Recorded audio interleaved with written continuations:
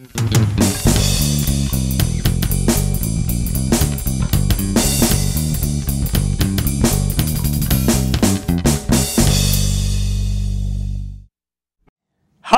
and welcome to Geno's Picks. I think you know the drill by now. Last week, we picked 4 games, and we won 4 games. Isn't it neat how that works? Happens a lot lately. Do you realize since week 4, when we had the little winless hiccup, we're 17-3, 85% against the spread? That's ridiculous. But for now, let's just say on the year, 4-0 after last week, 26-10, 72% on the year, and nothing is grinding my gears. We just took some extra time to show you those delicious numbers, those beautiful chicks. Now, let's get to the picks.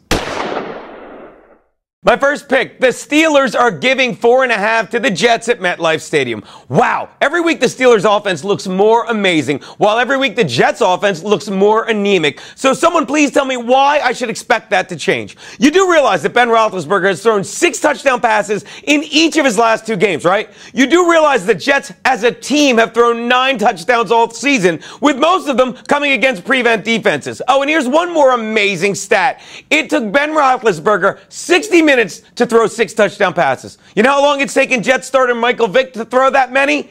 14 months. Yeah, the streak started back in week 1 of last season. And you know why. Because he stinks. But sadly, he's still the best option this team has when you put him alongside Smith and Sims. Wow, John Idzik. Not Idzik. The D in his name is silent. It does about as much as the defense on his team. Nice quarterback assessment, dude. Hey, maybe after you get fired in the next few weeks, you should go into politics. Because just like former President George Bush, never has anyone else been so embarrassed when they said they were certain they'd found some genuine arms. Take the Steelers and lay the 4.5.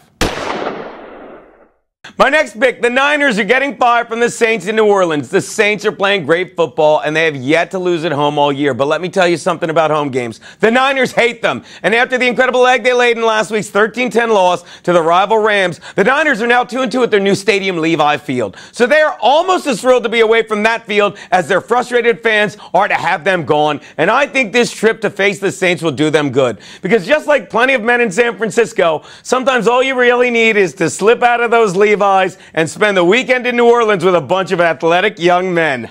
Do the Niners win this? Probably not. But 5 is a lot for the Saints to give, and I think that line looks a little queer. Take the Niners and the 5.